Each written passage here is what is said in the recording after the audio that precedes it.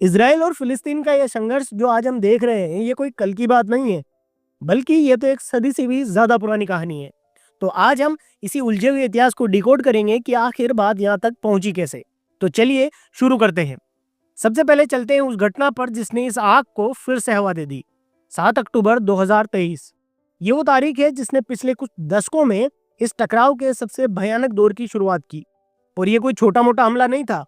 सोचिए, हमास ने जमीन, समंदर और हवा तीनों तरफ से एक साथ हमला किया, और एक ऐसा हमला जिसके लिए इजराइल बिल्कुल भी तैयार नहीं था।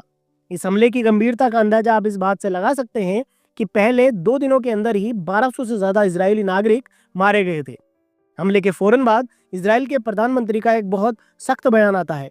उन्होंने कहा, इजराइल जंग में है और भले ही ये जंग हमने शुरू नहीं की, लेकिन इसे खत्म हम ही करेंगे। लेकिन फिर सवाल ये उठता है कि आखिर ये हमास क्या है, ये गाजा पट्टी क्या है, और सबसे बड़ा सवाल, इस पूरे झगड़े की जड़ें इतनी गहरी क्यों हैं? देखिए, इसे समझने के लिए सीधे चलते हैं 19वीं सदी के आखिरी सालों में, जहां इस संघर्ष की पहली चिंगारी सुलग रही थी। उस वक्त यूरोप में यहूदियों के खिलाफ माहौल बन रहा था। यहूदियों को यह लगता था कि यूरोप के लोग उन्हें अपना नहीं मानते हैं। यूरोप के अलावा फिलिस्तीन में भी बड़ी संख्या में यहूदी रहते थे। और इसी माहौल के बीच एक आंदोलन ने जन्म लिया जिसका नाम था जायोनिज्म। इसका एक सीधा और साफ सपना था, सदियों से बिखरे यहूदियों के लिए फिलिस्तीन की जमीन पर एक अपना घर, एक अपना देश बनाना। लेकिन यही जमीन क्यों? आखिर फिलिस्तीन ही क्यों? क्योंकि इसके दिल में बसता है यरूशलेम। और ये सिर्फ एक शहर नहीं, बल्कि यहूदी, ईसाई और इस्लाम, इन तीनों बड़े धर्मों के लिए सबसे पाक जगहों में से एक है। उस समय यरूशलेम में यहूदियों की आबादी मात्र 8% थी और बाकी 92% लोग मुस्लिम और ईसाई धर्म के थे। यहूदी यरूशलेम को ही अपना सबसे पवित्र स्थान मानते हैं। मुस्लिम भी मक्का मदीना के बाद यरूशलेम को ही अपना दूसरा सबसे पवित्र स्थान मानते हैं, और साथ ही ईसाई भी इसे पवित्र धर्म स्थल मानते हैं।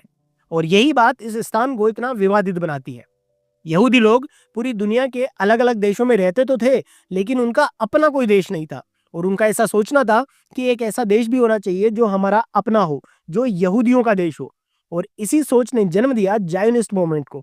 और धीरे धीरे जायोनिज्म सिर्फ एक सोच नहीं रही, बल्कि कुछ ही दशकों में फिलिस्तीन में यहूदियों की संख्या बहुत बढ़ गई। लेकिन फिलिस्तीन उस समय ओटोमन साम्राज्य के अधीन था, और वो यहूदियों को ये देश देना नहीं चाहते थे। और अब कहानी में एंट्री होती है पहले विश्व युद्ध की। ये वो दौर था जब सदियों पुराना ओटोमन साम्राज्य बिखर रहा था और एक नई ताकत उभर रही थी, ब्रिटेन। और फिर साल 1917 में एक ऐसा ऐलान हुआ जिसने सब कुछ बदल दिया। इसे बाल्फोर डिक्लेरेशन कहते हैं। ये सिर्फ एक बयान नहीं था, यह उस वक्त की सबसे बड़ी ताकत यानी ब्रिटिश सरकार का एक वादा था कि वो फिलिस्तीन में यहूदियों के लिए एक नेशनल होम बनाने में मदद करेंगे। पहली बार जायोनिस्ट आंदोलन को इतनी बड़ी पहचान मिली थी। तो हुआ ये कि वर्ल्ड वॉर 1 के बाद ओटोमन साम्राज्य तो खत्म हो गया और फिलिस्तीन का कंट्रोल सीधे सीधे ब्रिटेन के हाथों में आ गया, और इससे वहां यहूदियों के आने की रफ्तार और भी तेज हो गई। चलिए अब कहानी को थोड़ा आगे बढ़ाते हैं। दूसरा विश्व युद्ध खत्म हो चुका था और दुनिया की सबसे बड़ी ताकतें, खास तौर पर यूनाइटेड नेशंस, इस मसले पर सीधा दखल देने वाली थी। साल 1947 में यूएन ने एक बंटवारे का प्लान पेश किया। इसके मुताबिक जमीन का 55% हिस्सा एक नए यहूदी देश को और 45% हिस्सा अरब देश को मिलने वाला था, और यरूशलेम को इंटरनेशनल कंट्रोल में रखने का प्रस्ताव था। अब एक ही प्लान पर दो बिल्कुल अलग अलग रिएक्शंस आए। यहूदी लीडर ने इस प्लान को मान लिया क्योंकि उनके लिए ये एक ऐतिहासिक मौका था। वही दूसरी तरफ अरब लीडर्स ने इसे पूरी तरह से खारिज कर दिया। उनके लिए ये सरासर नाइंसाफी थी। इसके बाद तो घटनाएं बहुत तेजी से घटी। 14 मई 1948 को इजराइल ने अपनी आज़ादी का ऐलान कर दिया, और ठीक अगले ही दिन 5 अरब देशों ने मिलकर उस पर हमला बोल दिया। 1 साल तक चली इस जंग में आखिरकार इजराइल की जीत हुई। जिस दिन इजराइल अपनी आज़ादी का जश्न मना रहा था, वही दिन फिलिस्तीनियों के लिए नकबा बन गया। नकबा यानी महाविनाश या तबाही का दिन। ये सिर्फ जमीन हारने की कहानी नहीं थी, ये लाखों लोगों के अपने घर, अपनी पहचान और अपना सब कुछ खो देने का दर्द था। इसके बाद के जो कई दशक थे वो लगातार तनाव और बड़ी बड़ी जंगों से भरे रहे, और हर जंग के बाद इस इलाके का नक्शा बदलता चला गया। अगर 1948 की जंग ने नक्शे पर एक लकीर खींची, तो 1967 की 6 दिन की जंग ने उस नक्शे को पूरी तरह से बदल दिया।